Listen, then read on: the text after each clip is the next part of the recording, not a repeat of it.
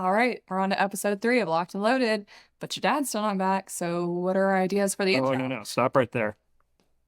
Picture it with me. It's me on a horse on a beach. We got the sun setting behind me. In one hand, a machine gun.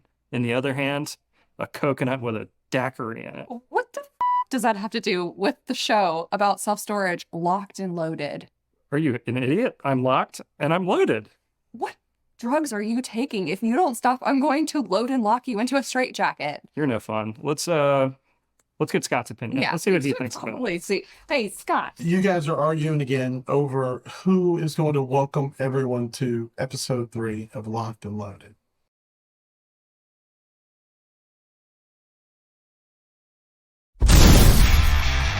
From my father developing the first self-storage facility in the state of Virginia back in 1973 to becoming a trusted industry leader 4 decades later. Here at the Nicholson Companies, we've seen firsthand the changes and challenges in an industry now valued at over $40 billion and with as many locations as corporate giants Starbucks, McDonald's, and Subway combined. So now, with the help of Scott, Camille, and my son Edward, we're breaking industry stereotypes and sharing our knowledge, expertise, and yes, sometimes a little humor with our fellow self-storage operators to help you thrive in today's competitive self-storage industry. I'm Tom Nicholson, and this is Locked and Loaded. Hey guys, thanks for tuning back in to Locked and Loaded. Production thought it would be a good idea if we did it together since we're always bickering. They thought this would be a good bonding experience, I guess. So We're going to give it the old college try anyway. Yep, so we're going to be doing this together today. And let's get started. We're going to talk about customer interfaces. As we all know, the self-storage industry is getting more competitive and evolving fast. Today's customers expect instant service on their time, not ours. They're arriving outside business hours or visiting remotely managed locations. And guess what? They're tech savvy. They're comfortable with digital interfaces, self-checkouts, and mobile-first experiences because that's fast becoming the standard for consumers to do business in today's world. So how do we meet the need to rent units or assist customers that show up on site when there is no manager? There's 2 key customer interface tools that you now find greeting customers: physical kiosks or a QR code. Let's break them down and talk about some of the pros and cons of each. A physical on-site kiosk can be more visually appealing than a blacked-out office or access gate with a QR code sign, and there's a few approaches to having one. It can be placed outside, either built into the wall of the office like an ATM, or it can be installed in some sort of structure to partially protect it and the customer from the elements, or it can be placed inside an office or converted unit that is no longer needed. That is a good point. Who wants to be outside in the rain and trying to do a rental? I think that is exactly why that banks do it, right? And, that gives me a really good idea. I think we could combine this somehow. We could have like drive-up storage units, and we could combine it with fast food, and we could monetize it that way. That's such an awful idea for so many reasons, Ed, but we're going to go ahead and move on instead of getting into that. Okay. If the operator either doesn't have an indoor space available or is concerned about the possibility of vandalism or misuse, then the outdoor setup will be selected. However, keep in mind that keeping a sensitive customer interface working properly in all different outdoor weather conditions and the whole setup free of cobwebs and insects can be challenging, especially in a remote management setting. Inside kiosks are better protected. Instead of requiring a weather-resistant and typically proprietary kiosk, the customer interface can be as basic as a tablet, laptop, or desktop computer with kiosk software. The digital display can be customized to show flashy advertised specials and more. Should the kiosk have a touchscreen or a keyboard? Well, either works, but sophisticated setups will offer extras like cameras, motion sensors that trigger activation when a customer is detected, identity verification, credit card scanning, cash payment acceptance, and even lock dispensing. Some kiosks even support live video interaction with a remote manager and utilize the motion sensor to greet the customer right away upon walk-up. If you have the space, you could consider marking the floor around the kiosk to display available unit size dimensions. That's a great idea. It gives the customer a nice visual interface so they can tell how big or small it is.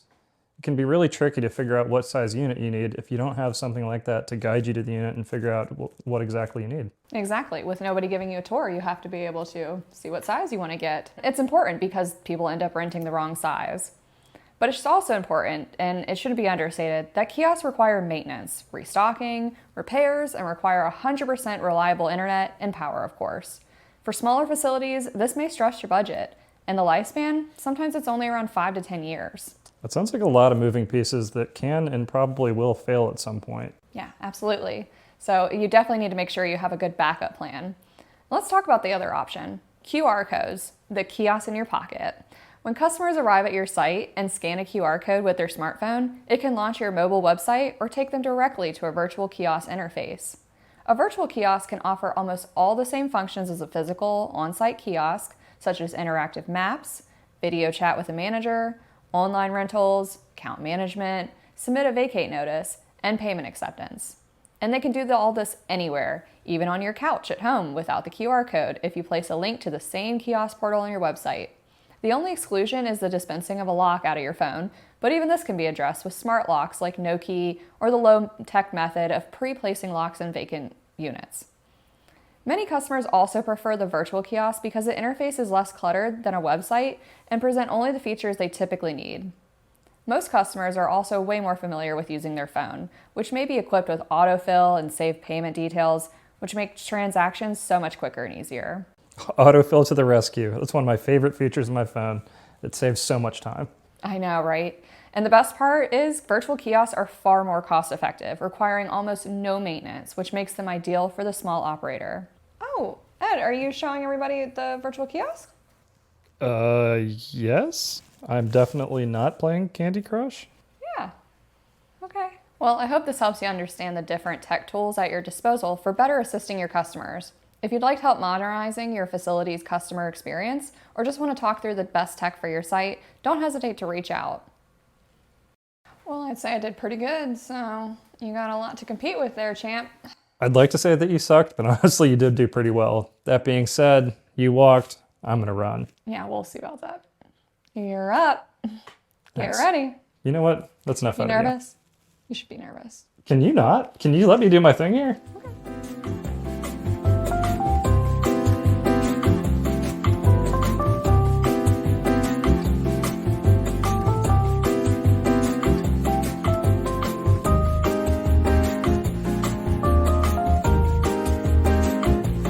Last episode, I dove into what we call front-end revenue management strategies, which concern the technology and data used in determining a tenant's initial rate at the time of rental.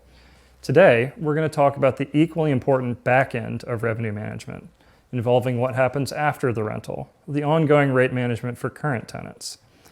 It's obviously very important to ensure pricing is optimized at the initial rental to maximize revenue and increase occupancy, but it's arguably even more important to make sure that rate management for the many existing tenants is approached in a measured, robust manner that makes sense for your facility specifically. To be clear, there is no one-size-fits-all strategy for tenant rate management that works for every facility. Although the operator and his management team will always be involved in the setup and implementation of any rate management strategy, the reality is that revenue management software is a big part of our industry and is getting better by the day. While my remarks in a moment may make it sound like you'll be managing all this yourself, the points I'm about to make can just as easily serve as a checklist of features to look for in a revenue management software, the best of which can now automate much of what I'm going to cover. The first question many people ask about rate increases is pretty simple. How often should I be doing them? The frequency of increases depends on several key metrics, and the first one is your property's overall occupancy. If your facility is in the fill-up stage, you may not be doing rate increases at all. Or if you are doing them, they're probably pretty far apart and modest increases. As occupancy increases and approaches stabilization, operators get an increasing amount of wiggle room to work with. This may be a hard concept for the many operators who are occupancy driven to accept, but in reality, once a property hits a high occupancy number, above about 90% or so, it's time to focus more on pushing rates rather than increasing occupancy. If you manage to increase your occupancy anyway while increasing rates, great. But if you sacrifice rent increases in the quest for 100% occupancy, you're ultimately leaving money on the table because you'll have no units to rent at higher rates. The next item you should be looking at is where your current tenants' rates are compared to your current street rates. A general and perhaps obvious piece of advice is that the lower a tenant's rate is, relative to your street rates, the more frequently you should consider increasing their rent to get it back up in line with your other tenants. It can take years of rate increases to undo the effect of a 20% discount, which is the reason non-expiring discounts are so destructive to your revenue model. We already talked about this in a previous episode, but remember, it's better to offer expiring discounts, such as first month free, than non-expiring discounts, like lowering a rate to match a competitor. Ooh, don't forget my favorite discount, the never-ending rate lock guarantee for my bestest friends. Do not listen to her. Several things that should be examined when determining how aggressive you should be include. Wait, you mean there's more than just ranking your favorite tenants from your favorite to least favorite? Are you trying to ruin this? I'm just saying, isn't that the best way to do this? Anyway, occupancy. When deciding whether or not to raise rates, always look at occupancy by unit class, not overall facility occupancy. Length of tenancy, the longer stays usually allow for larger, safer increases. Customer type. Commercial tenants are typically less rate increase resistant. Some operators apply larger annual increases to these accounts. It could be as much as 10 to 12% every 12 months or more. Move-in special history. Someone who got a first month free or other front-loaded expiring special might tolerate a sooner increase. Someone with a long-term discount may not. Location and proximity. Tenants who live far away are less likely to move out due to an increase. Autopay enrollment. Tenants on autopay are typically less price sensitive, often safer candidates for increases. Another reason to increase the number of these tenants. Above standard rent. If a tenant is already paying more than your current street rate, consider skipping or reducing the increase. Seasonality. Rate increases tend to be more readily accepted when demand is high, like during late spring and summer. Also, if a tenant does move out, they are more readily replaced at the higher rate during the busy season. Niche tenants. If you're near a college, consider issuing rate increases on smaller units before spring when demand will likely surge.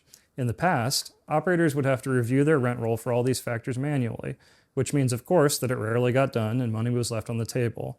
Today, a good revenue management software will sync with your facility management software, scrub the rental rates on your existing customers continuously to look for anomalies. It'll send alerts to the appropriate designee and even issue the increased notices based on the customizable criteria you set or allow the system to automatically do for you.